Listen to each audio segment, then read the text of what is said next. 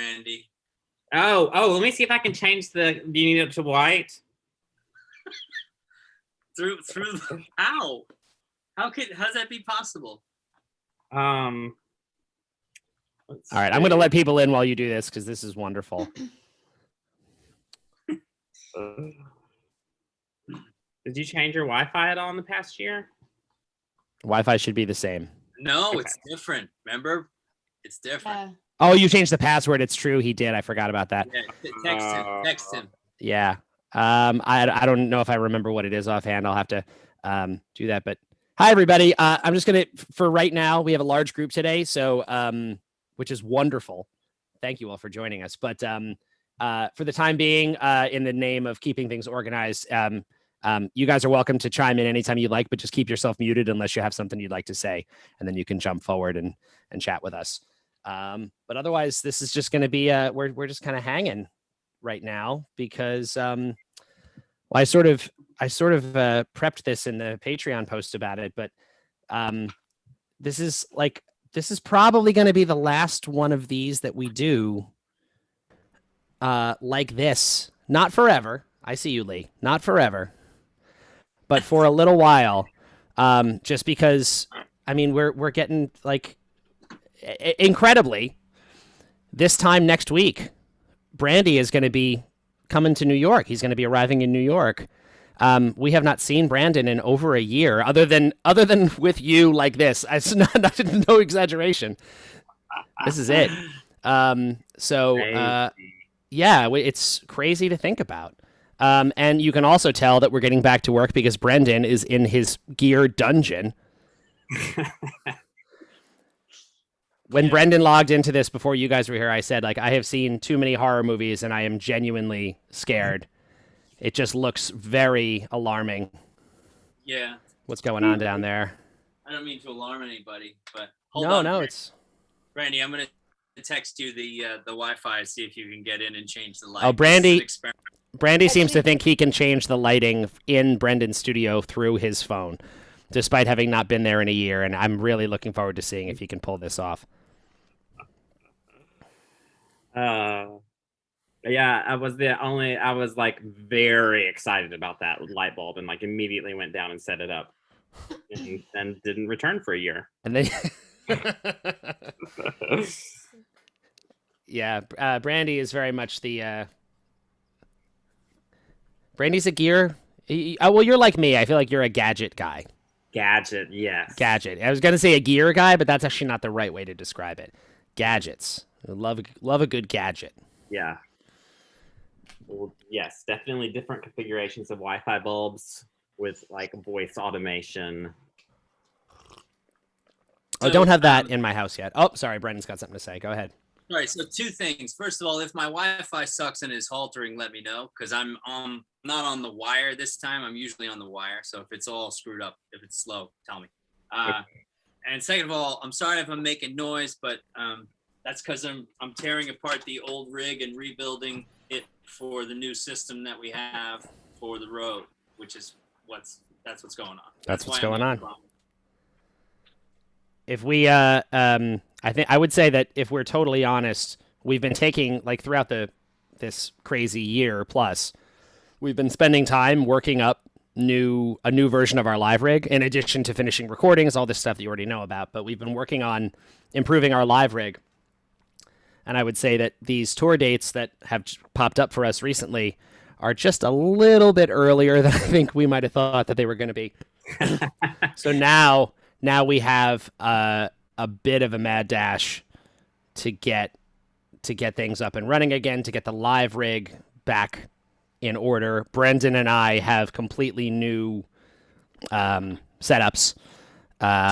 Brandon is going to have probably a pretty new setup. We actually just got. Did those keyboards arrive, Brendan? Yes, they're upstairs. Brandy. No, that's not them. Brandy just got 2 brand new keyboards, so we're gonna hope that they work. We haven't tested those yet. There are gonna be. What? I was gonna patch them in myself, and just see if the computer sees them and stuff. You know. Okay. Yeah. And what else? And we got And there's going to be some changes to the drum kit as well, which I think we should not talk about yet. Okay, 'cause I'm Let's very keep that. curious about Let's that keep too. that hush hush for the moment because we have. I would say that we have grand ambitions, and maybe we should not say them until they're. Let's just see how it pans out. We can say this: if it works, it's going to be really fun. If it works, it's going to be really fun. We're potentially. This is one of those things again. Like I said, this is crazy because we haven't done. Like I said, we haven't seen Brandon in over a year, and now we have a tour that starts in less than 2 months, which under normal circumstances we would be prepping already. So the fact that we haven't played together in this amount of time, we have new material that we would very much like to play, and the goal is we're going to play some of these new songs, but we have never played them as a band ever. Brandy wasn't there. We on a Patreon stream once. Brendan, Leo, Joey, and Gabrielle attempted Mope, but that was in a semi-acoustic form, and it wasn't like it doesn't totally count. So there's work to be done. We were working on sounds. Just Brendan and I were working on sounds 2 days ago for Temporary Song, which I didn't even play on the recording of that song. So I have to learn that like from scratch, and it is hard. It's really tough. It's a lot going on. So I have to spend some real time to like get that up and running. Notes. Got lots of notes. Sandy played all of the notes. Every single note. Every note available. I'm gonna go get that light, that clip-on light, because I'm starting to remind myself too much of the Unabomber. So I'll be right back. Brendan's gonna go get some lighting for himself. Yeah, it looks like I have to be in the I have to log into the Brendan's Wi-Fi. Me and the bulb have to be on the same Wi-Fi to reestablish. Oh. To change what network that it looks. That's too bad, Brandy. That would have been really fun if you could just fully made a dance party. It does have a dance party mode, and I was going to like leave that until Brendan was like, "It's not fun anymore. Stop it." That's generally the spirit of what we do. Is we make jokes until Brendan is like, "All right, seriously, you have to stop," and then we'll stop. Or maybe do it one more time. Maybe do one more verse of Torn by Natalie Imbruglia. Yeah. Yes. On the tour bus one night, we were playing acoustic guitar in the lounge, and someone started to play the Natalie Imbruglia song Torn, and Brendan was it turns out he does not like that song. That's a fun fact about Brendan. Brendan, any comments on that? Hold on. I'm not here to disparage Natalie Imbruglia. I think she's very talented. Hey, for what it's worth, she didn't write that song. She's just a cover. It's a cover. I know. I understand. I think that this is way worse lighting, but okay. When somebody sings a song and gets like the same part of the melody wrong over and over and over again, and it's the wrong note, right? I don't care. For me, I don't care what song it is. If you're doing that, I'm busting in, and I'm going to tell you to stop. Please stop playing that song like that. Okay, that's what it was about. It was, and I was trying to sleep. He was trying to sleep. He was trying to sleep, and then we were playing Torn incorrectly, and it led to Brendan entering the lounge and just being like, "Stop playing Torn," like so serious.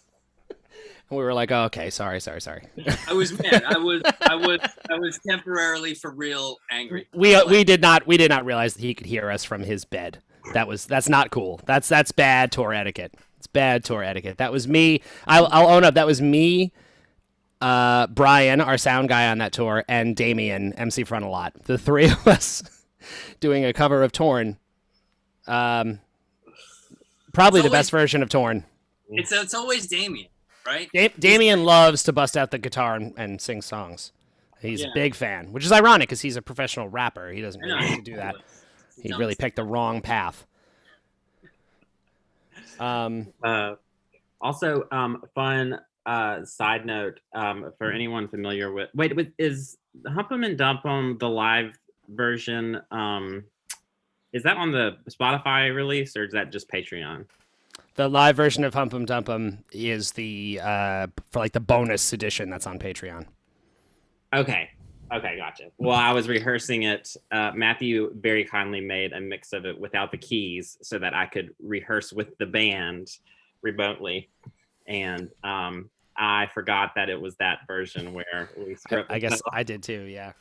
So it was kind of like a double thing. Like when Brendan doesn't play his solo, I thought it was my solo, and I went a tit, and then I stopped, and then I was like, wait, and then my solo came around, and then it was like tit, and then it went around again.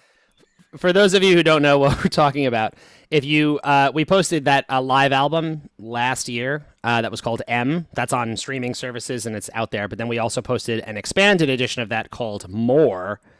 That has an additional, I think, 10 songs that were also recorded from the same tour, but we didn't put out for everyone because, you know, you guys have more patience for our antics than the average listener. So we give you guys more. And in that recording, there's a version of Hump 'Em and Dump 'Em that we did that we had not prepped that for that tour. We had Madden on drums on that tour, and she had never played it with us before. And, oh my God, that's right. That's right. And of course, she did it right as the funny part. Like, she actually played it correctly, but we had not prepped it, and we got it wrong. And if you listen to the song, there's that break in the middle after the second chorus where everyone takes a little solo.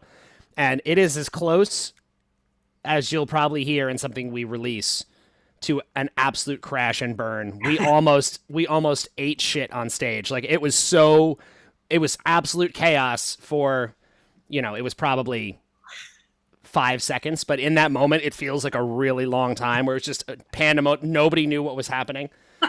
And it's, oh my God, it's so funny. If you have not heard that, definitely go back and find that post and listen to it, because it's delightful. So I'm sorry, Brandy, that I gave you that version to rehearse to. That's not how we should typically do that song. It was great because it was like Friday night, and it was just like in the Friday night vibe. And I was by myself though, and it was like, wow, nobody was here to experience how hilarious that was with me. But yeah. So it's nice to see new people. There's a few new faces today. Perhaps you've been on before and we just couldn't see you for some reason or another. But no, we do have some new faces today, but welcome, guys. Thank you. I was saying earlier that we've been doing these throughout the pandemic pretty regularly, like every week or two, and we're going to have to slow that down a little bit as we get back to what I would call our typical work schedule. But we'll definitely keep doing these to some degree, like whenever we can. Maybe we'll do one when the members of Wheatus are all in a single square and not all separated like this. I don't know if that would be better or not better, but do one from the tour. From the tour, yeah. I was gonna say maybe we could pull one off on a day off on the upcoming tour if we have a place with, you know, good enough Wi-Fi and even if it's just a short, you know, half-hour jobby or something. Yeah. I'm sure we can pull that off. I'm very excited about this tour because Simon. No, I will not, Simon. What did he say? Simon in the chat said we should explain rain melt to the new people, and I'm not interested. I don't have a problem with that. No, I'm not. We got a lot to talk about, and we got to focus on the agenda. And I'm going to now invent an agenda so we don't have to talk about rain melt. Well, you know what? The people who are here, I sense they're scientifically literate to some degree and will find their own answers on rain melt, which are true and scientific. So I'm glad that the term is out there. And, you know, as they say on the internet, do your own research. You know, appropriately, it does somewhat tie into FBSM. It totally does. Brandy, that's the transition I was looking for. Way to segue. That's wonderful. Hey guys, we posted on here a brand new song a few days ago called FBSM. Funny enough, we did a preview of that song in one of these chats a week or 2 weeks before that, and we hadn't even settled on the name yet. We finalized that. It's funny, I took it for granted. I didn't know what we were going to actually call that song, but I don't even know if you know this, Brandy. The official name is FBSM. I will have to change that in my computer keyboard file. That is the title of the song. This is how you guys, if you didn't know that you were already on the cutting edge of what we are doing here. That is the best example I can give. We just named the song after playing it for you. That's probably the first time that has ever happened. But it was super cool to see response to that. It was generally a very positive reaction, which we appreciate. It was a really, like, I'm sure everyone could tell, it was a very fun track for us. And I alluded to this in the Patreon post, but we'll say now, this is mostly a Brendan extending this offer to us, which was very kind, but this is officially the very first Wheatus song ever that was written by the entire band. That every member of the band has a writing credit on the song. We have never, even excluding this lineup. Am I correct, Brendan? There's no song that has a full band. No, there are writing. collaborations. Yeah. But there's no song where everybody's on the publishing and all that, the writing and everything. Yeah. Yeah. And so the reason why that happened, the way that happened was we had, Brendan decided that what he wanted to do with this track was have it be a collection of sort of inside jokes and stories and references to weird, funny things that have happened with us over the years. And it's basically just a rundown of every one of Brendan's, like, what should we call them? Annoying quirks. Eccentricities, quirks, weird habits that we have all noticed from working with and living with Brendan for long periods of time. And so Brendan sent a text. We have a band group text that we use all the time. It's mostly Brandy sending us stuff. And talking and talking. Nobody will respond, and I'll just keep talking. Sometimes you just send Brandy one of those thumbs up reactions. Is that enough to make it stop? But he sent it there and was like, "Oh, we're looking for guys, send me any things that you can think of that weird things that I've done over the years." And the thread exploded. It was so much. We just went down thing after thing after thing, and that's where every line really from FBSM came from that chat. Joey actually was kind enough, and really the other primary force on this track, who took all of those notes, put them in a spreadsheet, went through them all, and sort of assembled it. I will say Brandy assembled the spreadsheet. So Brandy gets credit for the spreadsheet. See, I didn't even know that. Yes. That was right when the pandemic hit, and we were trying to figure out something for me to do from Memphis. And everybody could kind of work on things, and it was well, why don't you look through the text message? And yeah. So I had mentioned this before we go any further. I had mentioned in the Patreon, but I want to stand by it. If anybody, because I posted the lyrics to the song there, so if anybody has any questions about any of the lines from that song, literally every line pretty much has a story. So if you have a question about any one of them, we could tell it as best we could. Although I have to say that a lot of them, as is often the case with weird inside joke type references, a lot of them might not be satisfying as a retrospective single line. Okay, so, and you can, if you want to, you can unmute yourself and come forward in the chat, or you can say something in the sidebar of the chat. That is also totally fine. But real quick to start, Gerben and Sarah asked about, tell us about the BCCing. I'll let Joey take that one. Basically, that one was just because Brendan will forward us emails that we have no business being forwarded. It'd be like a conversation between him and his lawyer, and then he'll copy it to me and Matthew, and we'll, with no explanation, no, can you take a look at this? No, can I have some input, please? Just emails come in. There's nothing we can do. but Okay. it just Can I, happens. can I can I get involved here? For I what might- it's worth, I like the idea of explaining this and letting Brendan defend himself, but we should make it clear that all of this is done with love and just this is not there's no There's no malice. there's no malice in it whatsoever. Exactly. So as So- Brendan defends himself, just note that we're not Brendan approved all. Brendan sang every one of these lines, so we're not. So- This so isn't when- hateful. Right. I actually, this is because it's a point of view of myself that I would never normally have, and that's really fun. But I'll show you something. This is one of the reasons. I don't know if you can see this. Can you see the emails number down there at the bottom of the screen? Is it like 100? It's over 100,000 unread emails. Yes. So yes, a lot of that is poor spam filtering. However, all of the sort of important business Wheatus emails that have to do with every single way that we continue to keep this thing alive, they all come to me.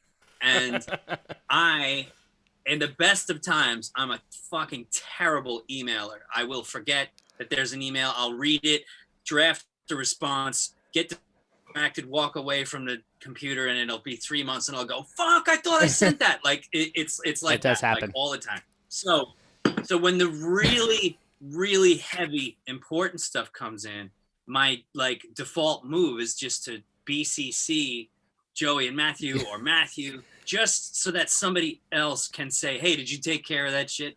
And that's all it's about. But You- then, but so that's over the funny thing. You never say, "Can you remind me about this?" Or it comes in with no explanation. So one of Wait. the better ways to remind myself that I need to take care of this is when, like, the next time we see each other, you're like, "How come you sent me an email from Michael Goldsmith?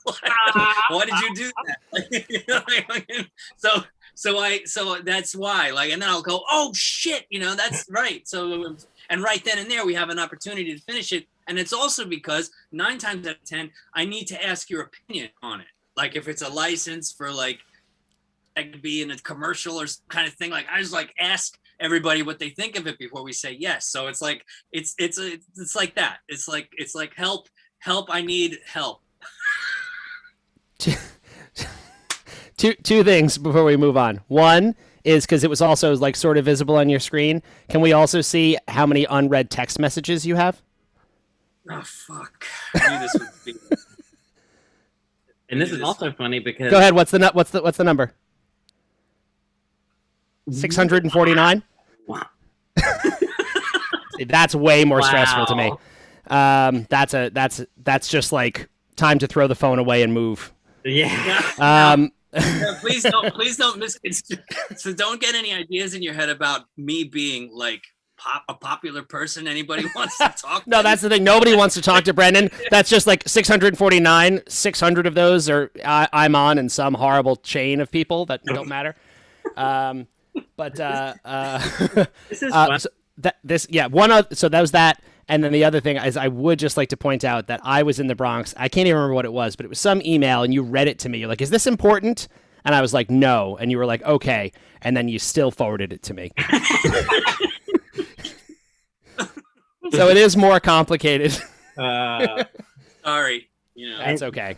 I didn't even know this because I thought BCCing was like a sort of roundabout reference to, because Brendan will sometimes text the wrong group message because he has so many different groups, and it'll like recently it was like he texted us and was like, "Hey, I have the ukulele with me in the car," and we were like, "What?" That's right.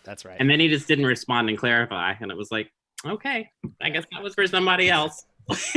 We also, of course, there's a wonderful little bit of wordplay in because it's BBB and the BCC. It actually comes up in the second verse. So this is a combination of actual activity followed by taking the poetic license to make it read. These jokes As a write lyric. themselves. Really. These jokes write themselves, right? Exactly. Glenn's got one. Go ahead, Glenn. You can bring yourself forward. First off, Brennan, I have 85,000 unread messages in my mailbox. So I'm with Thank you. Thank you. Thank you. But tell me about the 1,000-mile drive across Indiana and the mighty Susquehanna. Yeah. I So- want to know this too. Have we talked about the mighty Susquehanna on this? I'm not sure if we have. Well, first of all, shout out to Hannah. Shout out to Hannah, who is here. Her video is off today, but she is here. So shout out to Hannah. Yes. Second of all, well, so that's two things. One of them is a long-standing joke, and one is an actual instance of driving across Idaho. Last year we got caught. Am I correct, Matthew? Last year we got caught in the. We got caught in another bomb cyclone. I mean, it's happened several times. I would say the drive all day across Indiana to me is a general reference to several situations where you would drive for. This is now I'm realizing that it's more than that. Okay, let's go back a little bit. So, Matthew I like to troll Matthew. Everyone knows that. But one of the things I have done over the years is to point out large bodies of water, sort of, and distract him from whatever he's doing. Sometimes he's watching a Simpsons episode on his phone.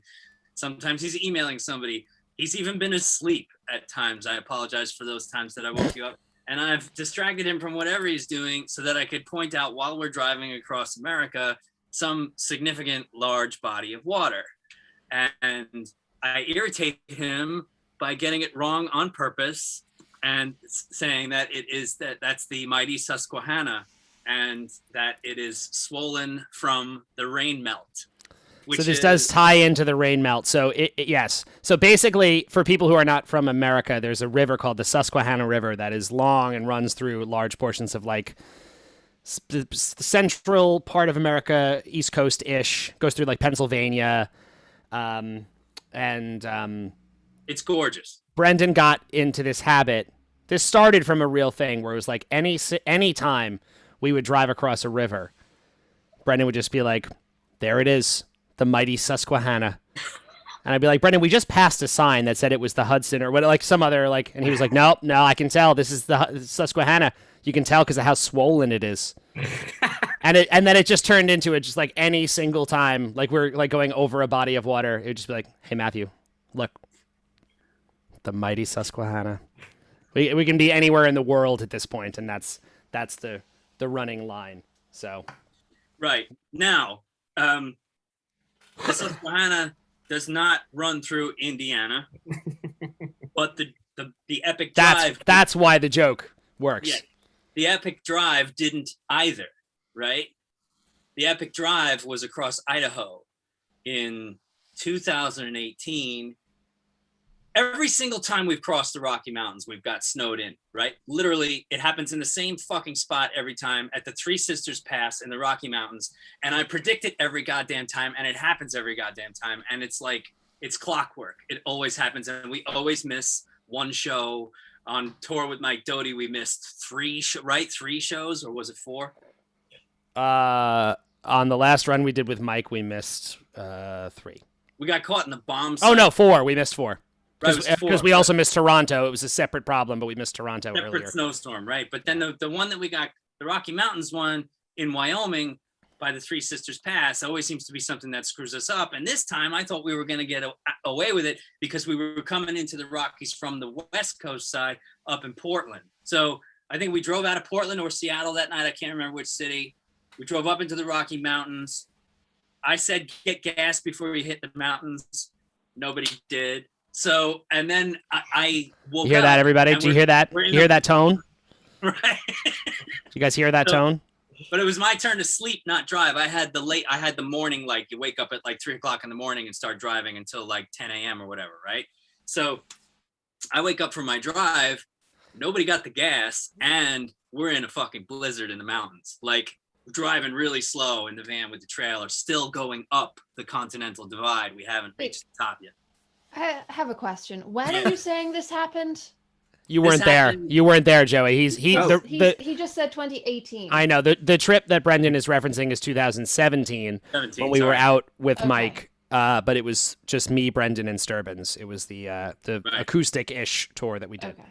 Right. So, so we finally get gas. We got lucky. We got gas, and we got snowed in because I was driving that night, and it was in pitch black, and there was absolute sheets of invisible ice all over the road. And for one moment, the van and trailer, while I was driving, literally like started to like glide across the road, like back and forth. Like, and when a trailer gets going behind you, it's got 2,000 pounds of gear in it.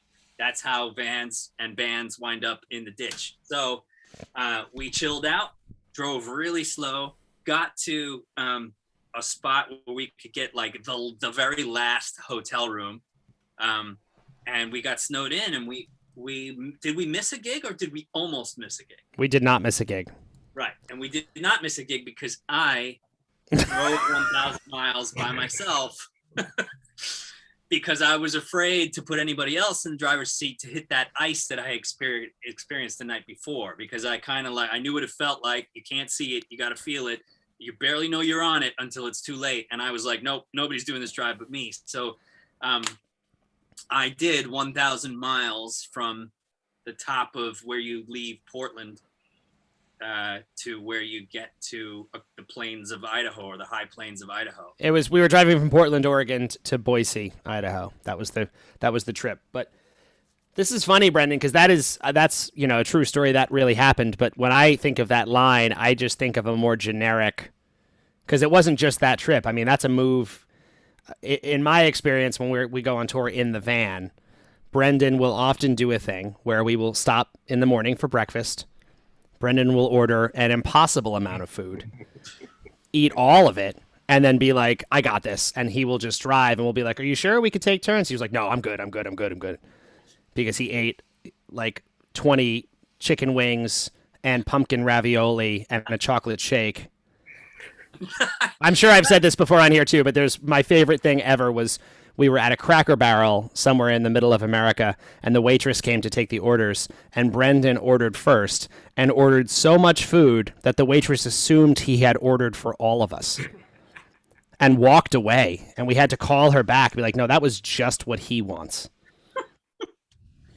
Look, you burn a lot of calories on tour, like that's what's up. Like, it just takes a lot of calories. I don't know what to say. Is 4 bean burritos, did that make it in FBS? Oh, it didn't, but that was definitely a pitched line. Somebody else said earlier, how long would the song have been if we had used every suggestion? And we would probably still be writing and recording it. Honestly, there was so much. We could publish the rest of it as some sort of extended poem. Yeah, we'd have to go through. I mean, again, Joey and Brandy had the spreadsheet version of it, so maybe we could at some point do a rundown of the best ones that didn't make the cut. I mean, I have it here if you need it. Oh, there you go. You want to go through maybe we'll go through the end, because if people Yeah. have more questions about what did make the song, we can. Exactly, yeah. We can do that. Anybody else, if they have a question, you can raise your hand, or you can put it in the chat. Kirsty's here. Hi, Kirsty. That was also the tour. My friend Chris was doing the sound, and while that y'all were looking for a new keyboard player. That's how we met Brandy, was from Chris, the That's true. front of house engineer. I just saw Sarah has a question. So Sarah's one in the chat about stick bug. Oh yeah, I would like to know the story of the pregnant stick bug. Also, what is a stick bug? Two very good questions. Brendan's gonna get a picture of a stick bug. Hold on. And actually, if find a picture. While Brendan looks up a photo, I will tell you that. So Brendan, again, this is not not being controversial here, but Brendan's vision is not great. We all know he wears glasses and stuff, but historically, it's like often not the best at seeing things, but somehow Brendan, these tiny little creatures, like stick bugs are like this big. They're really small. and they are designed to look like sticks. They're like, it's a camouflaging technique for a bug, and they look like sticks. And you know, Brendan, I like, despite having not great vision, we'll be walking down the street, and he'll just be like, out of nowhere, he'll be like, "There's a stick bug," and it's like across the street in a bush. Like, it was just like, how could you have possibly seen that? And he's right. Like every single, I think he's joking. Like a couple of times I'd be like, "Show me," because I think he's just pointing at a bush and being like, "Yeah, it's a stick bug," but he'll just like, "Yep, there it is." So, okay, there's things at play here. First of all, I spent an incredible amount of time when I was a kid looking for little bugs and salamanders and whatever else.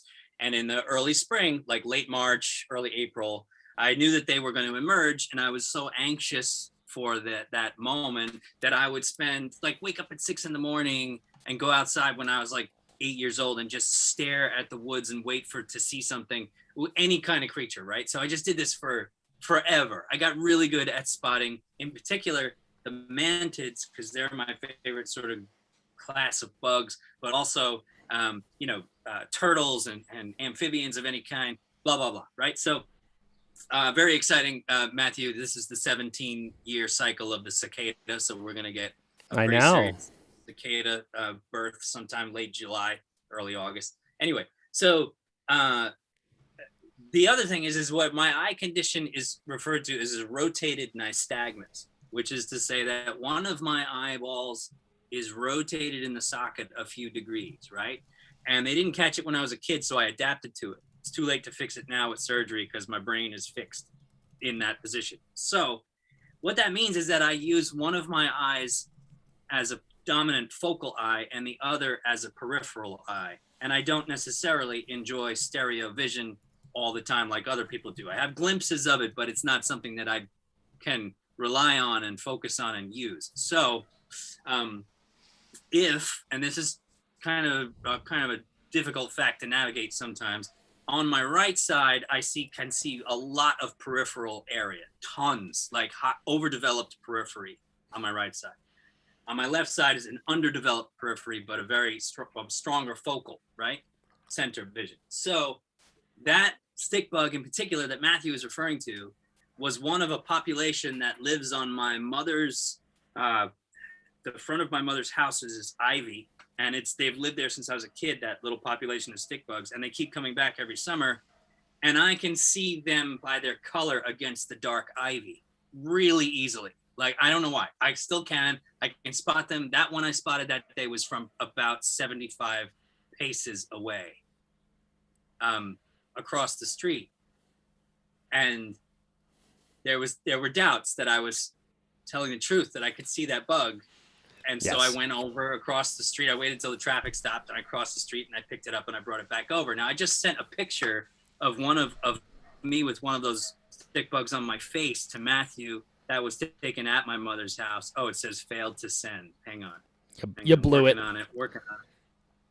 Totally blew it. In terms of someone has asked, does Brendan have good depth perception? Would you say that you have good depth perception, Brendan? I would say that in certain circumstances, I have almost no depth perception.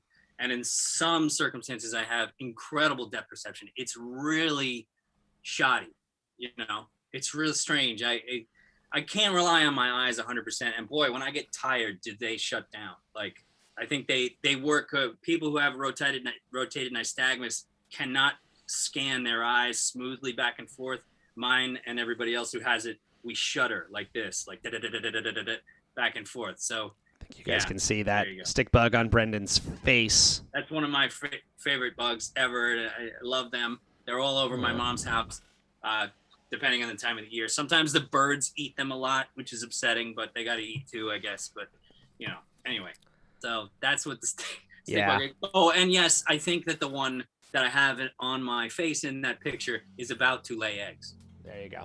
I think Lee pointed out that he's heard you talk about this before, and it reminds him of Mad Eye Moody from Harry Potter, which I think is a pretty solid reference. I'm fine with that.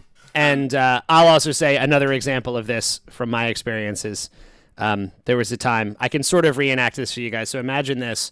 Imagine we're in the van. Brendan is driving. So let's say I'm Brendan driving a van, right? And then this upright base behind me is where I'm sitting in the van, okay? And Brendan's driving. We're on a main like highway. There's cars everywhere. We're driving, like we're moving. And then in the middle of that, Brendan just goes, "Oh my God!"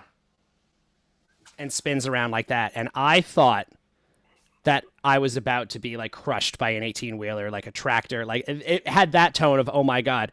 And he just goes, "Oh my God." And it spins back. And he was like, it was a hedgehog. He saw a hedgehog on the side of the road. And I was like, the adrenaline rush. I was so terrified. I was like, "Oh, that's great, Brendan. Great. Good spotting of a hedgehog." But while driving, somehow he saw it. Like, I can never understand how you can do that. Because again, it's like, I guess I just don't understand how that, the condition you've described totally works. Because, like we said, your depth perception is off. Like, I would never, I wouldn't throw something to you to catch a piece of gear. It's not a good idea. Like you like that would be hard. I can only catch it if I know it's coming, and I use my peripheral vision a little bit like this, right? Yeah. So it's like, Matthew, I would explain it like this. I can see almost at a right angle off of my right side. Like that's Right. almost entirely possible. And one of the reasons that I set up stage right is so that I can clock the audience peripherally a lot and kind of like vibe and see who's in there and see what's going on at the same time that I'm facing my bandmates. So it's all by design that way. By the way, vicariously, I would like to have the kinds of Saturdays and Sundays that Lee has, where he plays guitar and drinks whiskey. That's pretty. I'm just saying, that's like, I needed that. You can, Brendan. You can do that. As soon as I'm done building this rig, yeah, sure. I also. Freud. Also, just wanted to throw in, Ren is in the YouTube chat, and she pointed out that it's not the same condition, but she also has a dominant right eye and a left eye that's mostly peripheral. I So, knew there you we go. understood each other, Ren. I knew it. There you go. There we go. And Gab also, I wonder if I don't know if she picked it up from Brendan or not, but she will do the same thing where she's like, "Oh my God." Oh no, forgot to get that's salad at that's the her. grocery That's store. her. Doty does the same. Mike Doty does the same thing. They're the same on that. That's not to do with me. Yeah. That's like and it'll be like, she'll be like, "Oh my God, I forgot to buy yogurt." Yeah, it's to the point where now for certain people, Sturbins, Mike Doty, there's a couple where it's like, if I hear like a "holy shit," I just know that it's not important. It's just that does not, that's just a default. That's the reaction to everything. Yeah. Yes. Also, speaking of building equipment and bugs, there was a great moment with Brendan while he was building for the tour and had a headlamp on and thought there was a bug. Oh, Thought God. there was a Forgot bug on his about neck. This is gonna be almost impossible to explain, but Brendan was wearing oh God, okay, we'll try. Brendan was wearing a headlamp, which you've all seen him wear a Hold headlamp. on. I I'll think. go get a headlamp Okay. so we There- can. that's good. I'll act it out while you describe. Perfect. Especially on tour, but even in the studio, Brendan will wear a headlight so that he can work and see. A headlamp has made it into the song, didn't it? I think just the phrase headlamp is in there. Because also during load out, when it's like really dark outside and you can't really see anything, you see this like Brendan will come and talk to you with his headlight shining right in your face. So this is the actual headlamp that was on my head that night. Important because of this little cable here. Yeah. You see on the bottom. Okay. So Yeah. no, So Brendan's wearing the headlamp, and we're in the studio, and something very serious was going on. We had a problem we needed to fix. I don't remember what it was. It doesn't matter, but it was an intense moment where we were trying to quickly solve a problem. And Brendan is talking to me very like direct, like, "All right, we got to do this. We got to figure this out. We got to do this. We got to do this." And then in the middle of all of that, from my perspective, out of nowhere, Brendan grabs the side of the headlamp and pulls it out like this and then lets it go, and it snaps back against his head. to which he then yells in pain and falls to the ground. And I was just like, what are you doing? And that little cable on the side had like tickled his neck, and he thought it was a bug. So he was trying to pull the bug off, but it was just elastic band attached to his head. So it was like in the middle of this intense moment, he just snapped a rubber band against his own head. Really hard. So so yes, I had been outside in the dark with the headlamp, and part of our pack down was happening under a large, like, sprawling bush, right? And all night I was like shaking mosquitoes and spiders and stuff off of my neck because I was working under the bush. When I came back inside for the first time in about an hour or a half hour to discuss this like really important thing, this little thing had come unplugged and had drooped down and was like just at the moment where it tickled and pinched my neck because it has a little metal caliper on it. And I was like, like I thought I was being bit by some spider, and I'm thinking like, we have to leave for tour in 3 days. This can't happen. So I was like instantly like, no, and I pulled it as hard as I could. And of course it's wrapped around my fucking head. So it snapped me in the skull. But the best part was you didn't say anything as you were pulling it. Like you didn't say, "Oh God," like it was a bug. You just were talking, and while talking, you pulled it and let it go. Like as if it was almost like you were like, you know that move if you're like trying to like psych yourself up and you like hit yourself in the face, like smack of like, come on, like it was like that. It was like you were trying to psych yourself up, and you just whammed yourself with this. I was like. Never. And we also didn't know it because then he immediately started laughing so hard. He started laughing really hard on the ground, and I'm just like, I have no idea what just happened. There was a long moment, and like we were just like, what just happened? Yeah. Oh God. It was really so. Unfortunately, those are the types of moments that are very hard to condense into a single lyric in a song. But we got Headlamp in there. So we'll say Headlamp covers that entire anecdote. Episode, yeah. Yeah, exactly. Okay, I got another one. Bronwyn also, a shout out for Bronwyn because she said she spies her mantis is in the basement right now behind you. She can see him. Yeah. Bronwyn, that's Bronwyn's original art that she sent us. We love you, Bronwyn. Thank you so much. Aww. Bronwyn's made a lot of amazing art for us. The word mantis is in the song. Mantis is also in the song. That's right. We got the word mantis in there too. We have another request. Some who wants to talk about Cube Head. Which you can tell that story. I'll tell this very quickly because I think I might have mentioned this once before, but there's two references to a similar concept in this song. Cube Head is something that Brendan said to me. We've talked before about how it's difficult when you're trying to explain how to play music. There's all this like official quote unquote like classical language that you can use to describe the feeling of a piece of music that I think within the band we run the gamut in terms of how schooled we are musically. But Brendan does not have like music theory training or anything like that. So when Brendan wants to explain how he wants a song to feel, you often have to use strange phrasings and languages. You've seen videos of Brendan dancing around the studio. It's a very common thing Brendan likes to use is to dance to illustrate how he wants something to feel. It's a weird thing, and it's I mean, you get used to it as musicians, although Brendan's very unique in this regard, but trying to, as a player, play it the way that somebody wants you to is often it's not so simple. It can be complicated, like the feeling of a song. And so Brendan once said to me that he wanted me to play something on the bass. He said, play this like you have a cube for a head. And that's weird on its own. And I still haven't fully wrapped my head around what that might mean.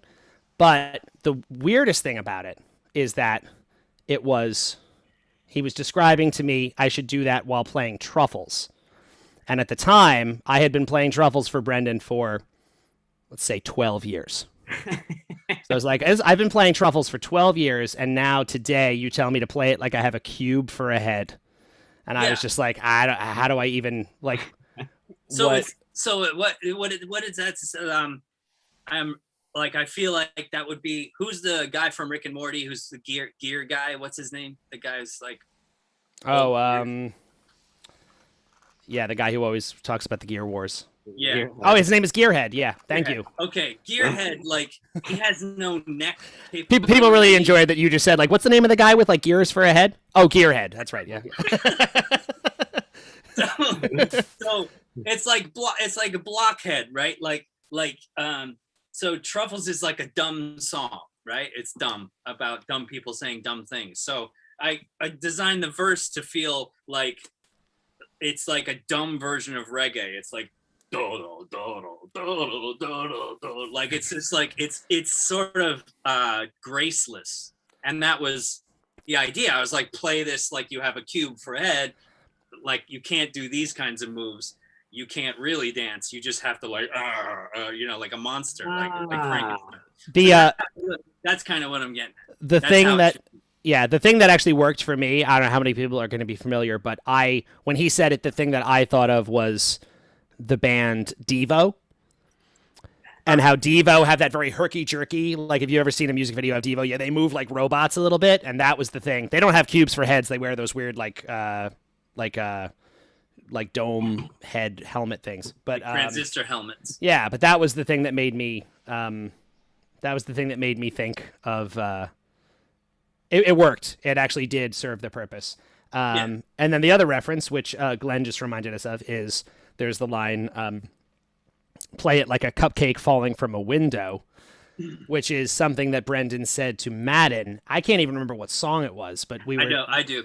It was something good. Something good? Yeah, because it's got the snare drum drags, right? The snare drum has to be played in something good, like it's a plop. Like, dun, dun, dun, dun, dun, dun, dun, like a cupcake that fell out of a window and just hit the driveway, like there you go. That's the vibe. It's a good something good. I have a very vivid memory of when I first joined the band many, many years ago.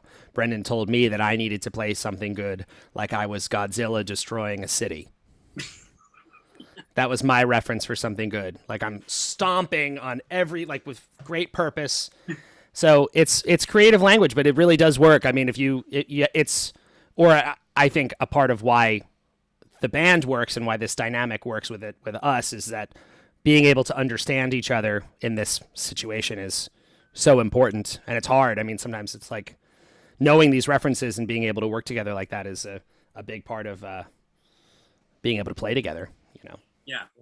And it's my fault because I don't know how to read music or describe it in any of the sort of classical official terms of the Austrian school or the German school or the Italian school, Depending on what Brendan is trying to get us to do, if we're all in the room, there are times where Brendan will try to explain something, and then one of us will then just say to the rest of us, he wants us to start on the and of 4, and then we're like, oh, okay, got it. And then we know we can spread it. It's like if one of us can understand it, then we can verbalize it to each other, and we kind of understand those things a little bit better. That's another lyric instead of the 1 2 3 4 1 2. Instead of a 1 2 3 4 on the and of 4, or instead of 1, I guess it'd be 1 and 2 and 3 and 4 and he feels it as 1 2 3 4 1 2. yeah. That is how that goes. It's like at the beginning of Lullaby, I can't count it in any other way. I have to go like that. So in the studio when we practice the song, that's Brendan always will go 1 2 3 4 1 2, and then we start. And I just at one point we were doing this. I was like, is that really necessary? Because that makes no sense to me at all. Like that has no connection to how I understand how this song is played. Well, because I do that to help with the fact that the very first beginning of that song is at a way slower tempo than the rest of it. So it goes, it really slows down to start. Yeah. Yeah. And there's also Brendan. Like shit. being the leader of the rehearsal, obviously will tell us when to stop playing for a second. Like, wait, I wasn't there for it, but Matthew and Will Foley, the other former drummer, was there, and he was playing. Nobody else was playing. He was like, wait, everybody stop. And he was the only one playing his instrument. Yeah, that was a good one. Brendan is alone in a room playing, and Will and I are just standing there, and Brendan was like, okay, stop. And we were just like, yeah, okay, got it. We're stopped. Hey, Brendan, we have another a question from Kim Wheeler here, who wanted to Hi, Kim. who wanted to know about the Wicked reference, and she said not sure if she's if this is common knowledge, but wanted to know like where that came from. I love that musical. I love the story. The character of Elphaba is really great. I didn't see it that many times. I saw it 6 times on Broadway. Yeah, Joey likes to make fun of me for that. But I think you saw it. I felt to us like you saw it 6 times, like in 10 days. No, it was a real. I'm sure that's not true, but it felt like it was a real. It was like a real intense short obsession where you were really, really like into it. Right. Yeah, it was the Eden Espinosa era, and she was killing, and it was just great to watch because the drumming in it is amazing too. This guy named Matt, I think, was drumming, and on Broadway it was pretty spectacular, you know. But the real reason we went so many times in like I went twice in 1 week, and that was because I had booked tickets, and like the day I booked them, that night James Bourne texted me and he's like, I'm landing in New York tomorrow. Can I stay at yours? And I was like, of course you can. We're going to see Wicked though on this night, blah, blah, blah. And he's like, well, can we get more tickets and I can go? And I was like, well, not for that night, but we can do another. So we doubled up on that week so that James could come to one. And we wound up, which was weird, and I'm not crazy about it, but it was the front row for the second one. Yeah, but I don't like, Broadway is not a front row thing. I don't think it's good. It depends on the show. I think I think Wicked is a side note because I've also seen Wicked. Joey, you saw it, right? Brandy, have you ever seen? No. For people who are fans of musicals, it's a really exceptional show. It's very, very good. I highly recommend it. And I would say that's one where to me a spot would be like close to the front of the balcony. It's a huge stage and you really want to be able to take in the whole thing. If you're too close, I feel like you'll miss some of the spectacle of what's going on. And the other connection to Wicked, I don't want to cut you off, Brendan, but is that Brendan's Wicked obsession is what led to the song Real Girl, which has references to the Wicked Witch and all that kind of stuff. That was that time period. Which is why, if you look on YouTube, we have a music video for Real Girl that features characters from that show. Characters from the L. Frank Baum universe. Yes. So there you go. Yeah, that was just a period of time. And Kim also wanted to know: are there any other musicals that you particularly love, Brendan?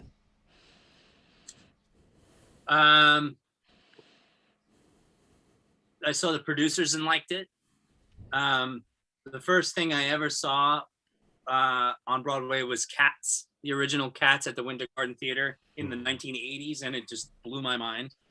I don't think we've ever talked about that. You know, I saw my dad got like free tickets at work somehow, and I went to see the very last showing of Cats on Broadway before it closed. I was there. Wow. And I loved it as a kid. I thought it was fantastic. I know that show gets a lot of hate, but I thought it was fantastic. I really enjoyed it. Yeah, in the 80s, it was like an absolute breakthrough. Like, just Broadway became popular again because of Cats, you know. So it was magnificent. And I think I thought it was great, the first one. I was like obsessed with Rum Tum Tugger. I thought that was like, you got to be kidding me, like, you know. So Is it Tugger or Tiger? No, it's Rum Tum. It's Tugger, Rum Tum right? Tugger. You got it right. Yeah. Okay. Anyway, it was it was brilliant show. But I'm generally a Broadway fan, generally speaking. There's a lot of people in the chat talking about how terrible the movie was, which I did not get to see. I heard that it might be worth seeing just for the lulls, as they say, but I have not actually taken the time to do that yet. Yeah. Fun fact, but who's the dame that's in the movie? Judi Dench. Judi Dench. Yeah, they asked her about it, and I think she's acting now without being able to see, and so she can't actually watch any of her movies anymore. Oh my God. Did they Yeah. really? Yeah, she was Oh, like, that's- I've seen it because I can't see watch it. Oh my God. I haven't seen it because I haven't seen anything. Wow. That's Yeah. crazy. Yeah, there's I watched this thing on Hulu. It has a different British name. I think the American name is like Tea with Dames or something, and it's Judi Dench and Maggie Smith and two more. They all have tea once a year, and they let the documentary crew film them having tea and just being British and funny. But yeah, That sounds cute. it is cute. And one I of would pay them, to watch. I'd pay to watch British people be British. I'd pay for that. they speak so. You literally pay me by the hour to do that. See? By the way, because it did come up earlier, Joey. If you want to show off Louis for a moment there, because somebody asked. I think it was Simon, who's now gone. But there you go. Oh. Joey's in the other room. Louis is our little foster puppy who we've had for 1 week as of today.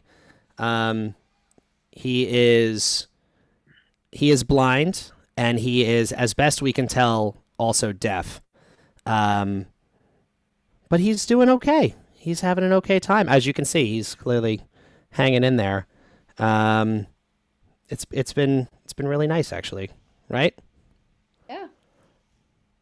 I was saying to Brendan earlier, actually, the hardest thing we have found is that when you have a blind and deaf dog, it is very hard to teach that dog that, your pant leg is not a toy. The difference between your pant leg and a squishy toy is almost nothing. So he trying to teach him to not attack our legs when it's playtime has been probably the hardest part so far. But otherwise, he's really incredibly well behaved. He wears this little harness you can see he's wearing. We keep a harness on him during the daytime so that we can help guide him around a little bit when he needs assistance and when he gets stuck on top of things, because for some reason he loves to climb, even though he can't see where he is going or how high up he is. He loves to climb stuff. So we can just help him down by tugging on his little harness. Yeah. He's a good boy. He is. And again, we're just fostering him. He's going to be up for adoption in the not too distant future. So hopefully he'll be finding some people. Family. Yes. Okay. Anyway, that's enough. Enough dogs. Any other FBSM questions? Anyone else have anything to say? I'm trying to think if I had. Oh yes, thank you. Sorry, somebody asked about the shampoo. Gerben and Sarah, can I please use your shampoo like 10 times more than anyone needs to? I would say, as someone who has lived with Brendan, that is not an exaggeration. We can say that Wicked 30 times was an exaggeration, but the shampoo. Oh, go ahead, Brendan. Defend yourself. Well, no, I'm not. I'm actually gonna condemn myself. So, when we tour, Sturbans and I share a shower pack, right?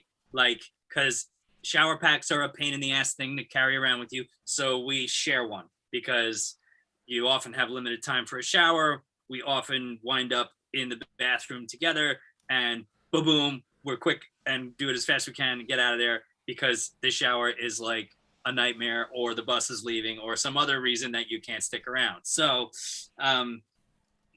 I have in the past inadvertently and carelessly grabbed her fancy shampoo that I never am supposed to use, and as if it were shower gel, and just like accidentally squeeze too hard on the bottle that I'm not familiar with, and wind up with a handful of it just around the same time that she pulls the shower curtain back and says, "Don't use my shampoo." And I'm standing there with like a pile of this like expensive shit in my hand that I just wasted. And she gets pissed, rightfully so. And that is where that comes from, because I suck at soap. You also do just use way more of anything than necessary. I remember, I think on the most recent UK tour that we had, I was in my bunk and you came to my bunk and you had a cold and you were like, do you have any nice like health foods, like substances, like to help, like nice, like natural things to help with a cold? I was like, you know what, I do. And I gave you a bottle of Albus oil, which for anyone who uses it comes in a bottle like this big, because you're supposed to use 2 drops of it because it's so strong. And I said, it's so easy. You just take 1 or 2 drops on your pillow and then you just breathe in the vapors. So take this and then bring it back to me when you're done. And you came back. Well, actually, before you came back, I smelled the Albus oil from like the next lounge of the bus. And you came back, opened the curtain to my bunk, and your face was glistening with Albus oil. I am not kidding. It was all over your face. You were like, so I used all of this, but I'll get you some more tomorrow. Like there was almost like half a bottle. I'm sorry. It's just like, it's terrible behavior. I have no excuse. You can also tell if he is the one that made coffee, because it is like filled to the brim with coffee grounds that like is incredible. Yeah, and Brendan goes big. I think that's the real like point. Like Brendan, it's Brendan likes to go big on everything. And I don't. Yeah, exactly. This is only tangentially related, but I think it matches the coffee thing. I don't know if I've told this story before. I'm sorry for some of you who have been here a lot and hearing stories multiple times now. But when we were doing the Busted tour, for those of you who don't know, we were opening for Busted. We were playing huge arenas. This is the biggest shows like I have played in my life. And we are about to go on. We're backstage in Birmingham. And we're going on at the arena in Birmingham. And Brendan says, would you like a coffee? And I was like, oh, that sounds great. And Brendan has this Turkish coffee that's strong that he likes. And he makes me a cup. And not only is it strong Turkish coffee, but I don't know how much he used, but it was like twice. It felt like it was twice as much as was supposed to be, like the ratio of coffee to water. And he gives me a cup of this coffee. And I drink about half of it. And I feel like I'm going to be sick. Like I'm going to throw up because it was so strong and so intense. And I drink coffee all day long. I'm having it right now, and I just couldn't believe it. This is insane. And we have to play. I have this. I'm like, oh my God, I feel awful. And now we have to go on stage. And I was like, I am going to step on the stage. I'm going to puke in front of like 15,000 people on this stage. On big screen. Enormous like jumbotron monitors on the side, like zooms in on my face. Like these are huge shows. And on top of that, I'm really sorry. And on top of that, the staging is Busted had a custom stage because they popped out like it was grating. It wasn't like a solid ground. It was like metal grates. So I'm like, now if I puke, they're not going to be there, but I'm going to throw up like down into this like platform where James Bourne is going to stand later to hop out of like.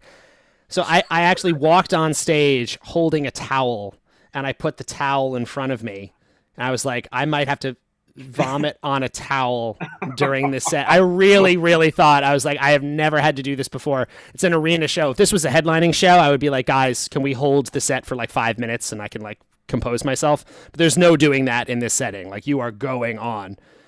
And I didn't throw up, which if anything, I'm a little disappointed, because that would have been quite a thing to have been able to do.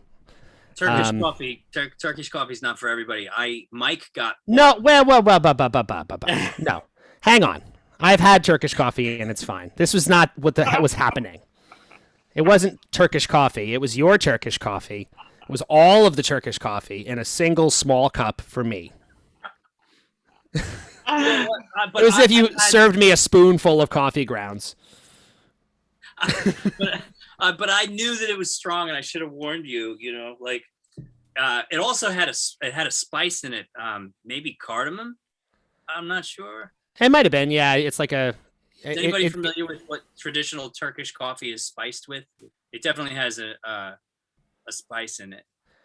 It might be cardamom or like even cinnamon or something like that. It's like a very earthy cup already, and my favorite.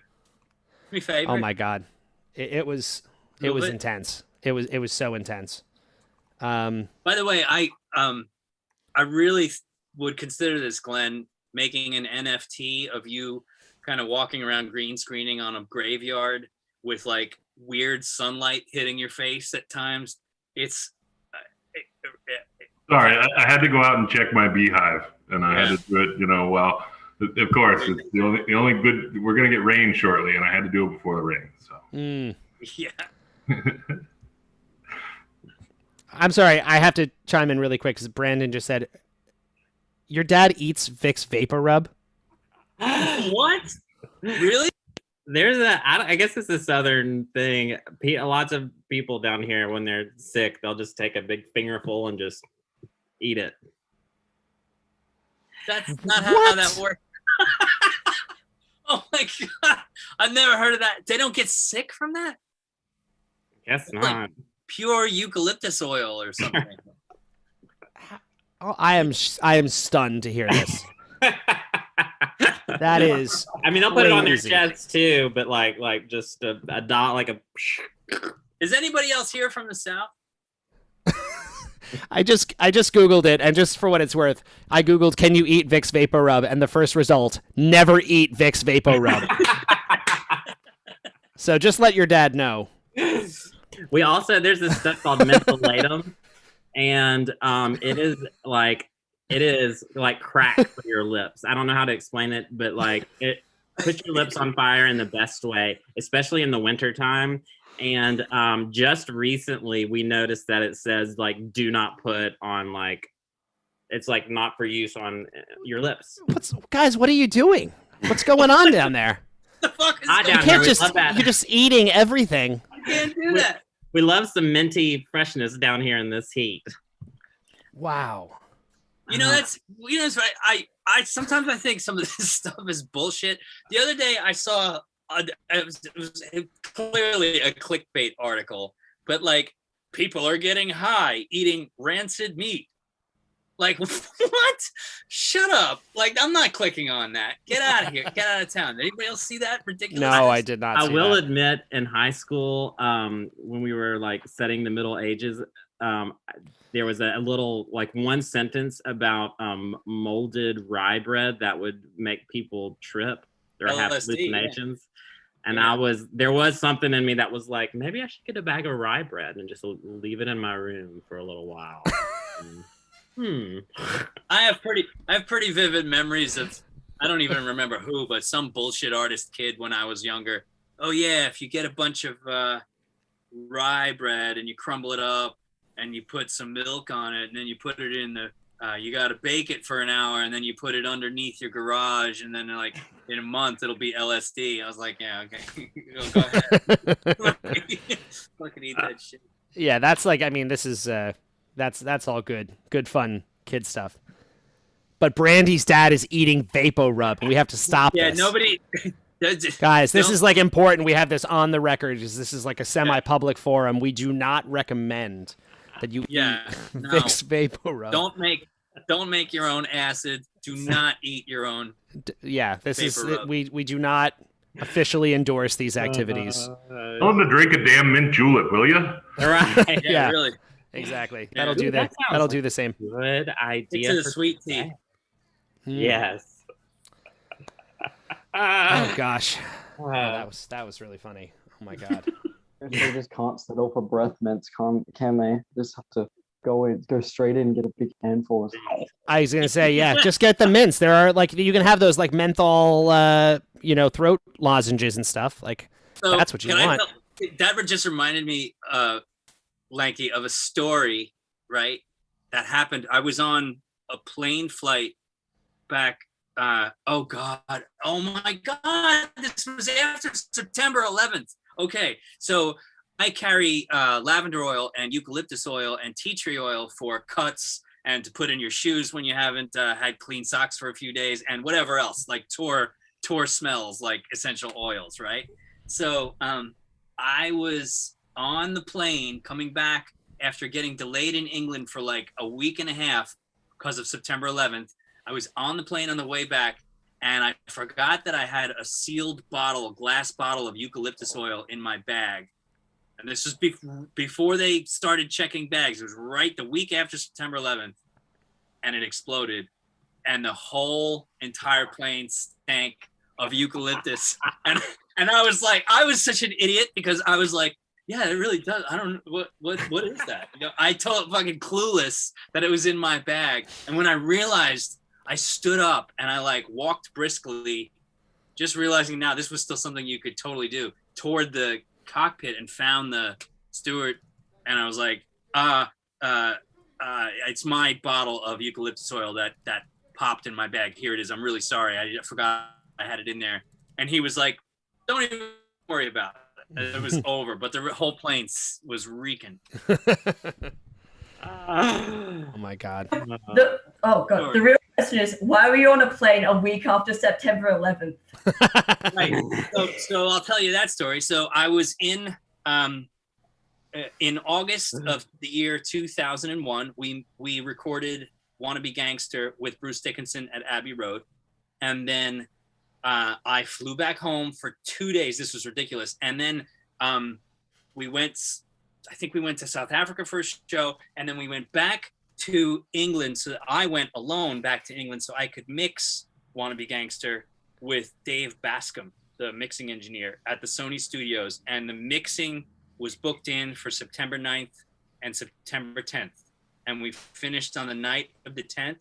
We came back in on the morning of the 11th. I was going to get a black cab to Heathrow from Sony Studios in Whitehall. And we turned on the TV while they were finishing up the mix, running all the copies down that I was going to need to take home with me for mastering. And it was the Twin Towers burning. And I was stuck there because I was working there. All the flights got canceled. I was in, where was I? I was in, is it Kingston or Kensington? I was in Kensington Gardens, in a hotel in Kensington Gardens for like 15 days. Me and Pete Yorn and a couple of other Sony artists were trapped in this hotel. And for that whole week. And then when I got the first flight, I could get back, and I was stuck there. That's why. Wow. So it was like 1 to 2 weeks or so, something like that, before you were able to head home. Yeah, but I think the whole entire thing was I was there for 15 days. I was supposed to fly home on September 11th.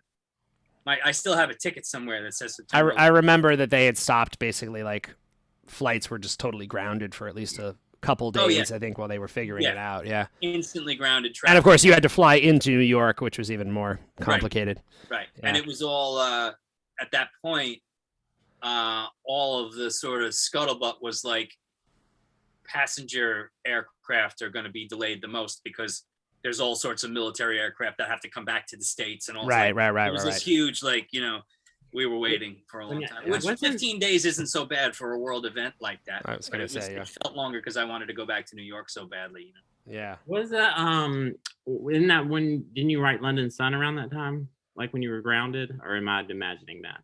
No, it was hard to write that week, if I'm being perfectly honest. I was like frustrated and sort of like felt so lonely because there was nothing to do, and most stuff in London was on sort of a terrorist lockdown too. So it was weird that the week after, just kind of walking around London was like, I don't know, this doesn't feel normal, you know. It's easy to forget that kind of stuff in retrospect now. It's like a lot of major cities all were being super cautious because, you know, really nobody knew what was going on. Yeah, it was a weird time. It was a very strange week. Yeah. Oh, nothing like remembering September 11th. Yeah, and I was in New Orleans and living in New Orleans, and yeah, everybody started like freaking out because apparently there's a World Trade Center there, and all the New Orleanians were like, "What? We have a World Trade Center? Like where?" We're like, yeah. All right, well, I'm gonna swing the conversation back. We if anyone has any final FBSM questions, we'll take them. Otherwise, I think we're gonna start to start our farewell process, and we'll say and you can hit them in the chat or let me know if you have one in the chat, and we'll happily answer it for you. But otherwise, the bigger thing is just that, like I said, we're gonna not. This was a weekend thing we've been doing. I meant before I did this to look back and see when the first one of these we did was, but I think it's over a year now since the first one I did. And funny enough, the first one of these I did was just me. I went on and I did a live stream and I just was chatting with people like this. And then we built it up to this kind of thing. And like for some of them, we actually got together and played songs. We did concerts. We did the whole voting for the top Wheatus song tournament thing, which was really fun. We've played games. We've eaten hot wings. We played Pointless and Who Wants to Be a Millionaire. A lot of stuff. And I mean, it's been great, honestly. Like I'd be lying if I said I wasn't a little sad to let it go for a little while. It's purely time. It's really going to be like we just don't have the resources. We're going to be so slammed. I mean, we've just been talking about. We've been looking at our calendar, and it's like the year is over basically in terms of how much work we have to do. So I'd like to just. Sorry to interrupt you, Matthew, for a moment, but like this touring that we're setting up for in July with Living Color and Everclear and Hoobastank, it looks like everything goes well. It might extend well into the autumn. So it's the first sort of long-term touring opportunity we've had in modern times for the United States. Yeah. And it's coming at a really strange time. All of us we had moments of hesitation about like, how is this going to work? What does this all mean? You know? But I think bit by bit, as long as there's no resurgence of the disease or a new variant that is, vaccine resistant, we're going to continue to play again. And I can say without announcing the date, but we have booked in an anchor date for the United Kingdom for 2022 for touring in 2022 in UK.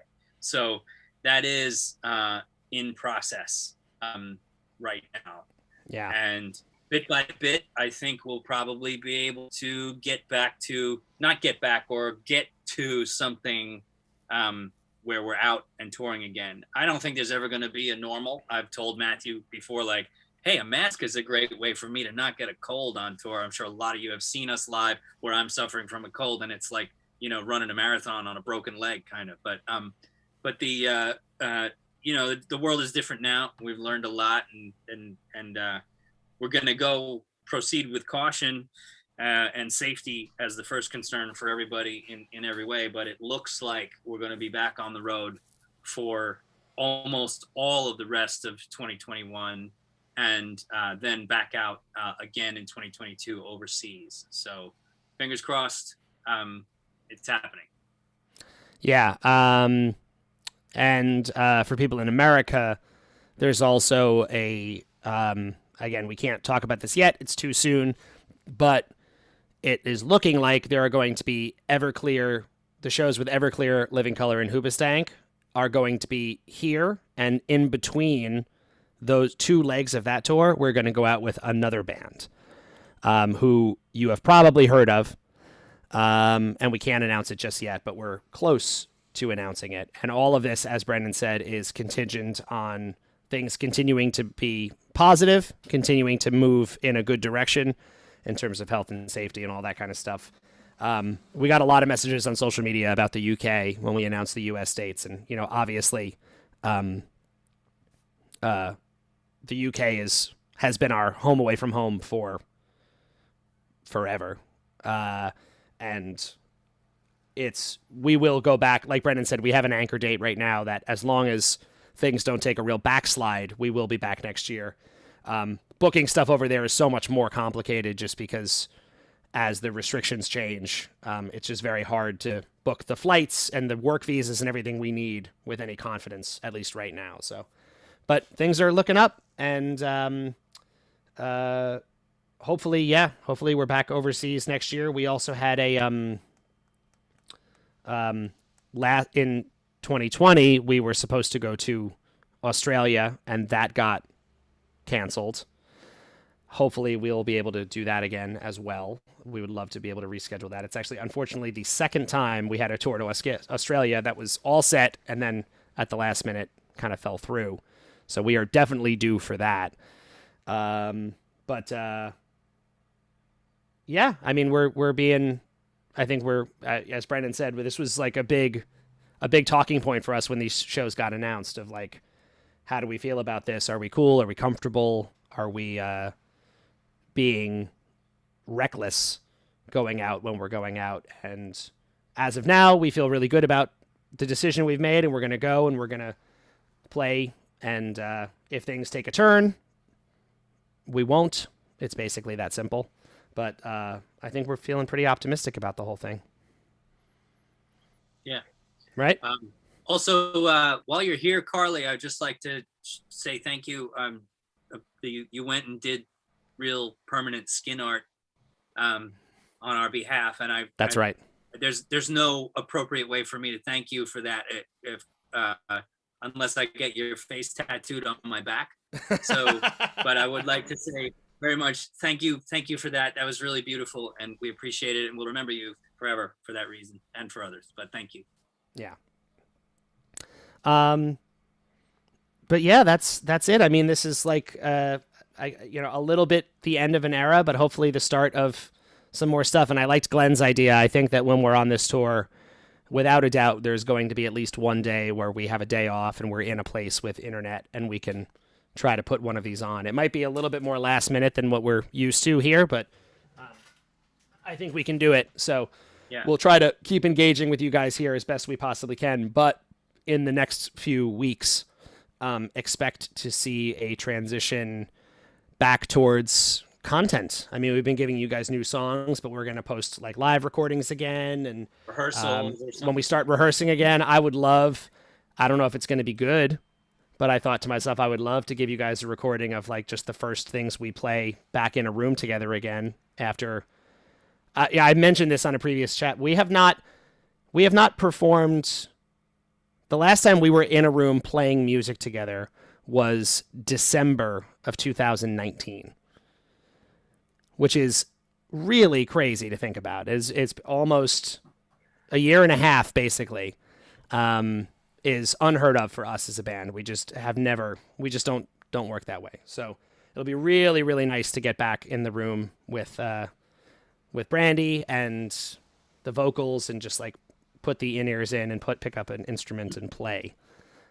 Excited. And like I said, maybe it'll be bad at first, but I want to share that stuff with you guys in some capacity. So keep an eye out for more things like that coming up down the pipeline. And for now, we unfortunately, I think, are going to have not nearly enough time to do some of the stuff we were doing before, like taking weird requests and stuff like that. There's just we're too slammed for that, but I'm going to make it.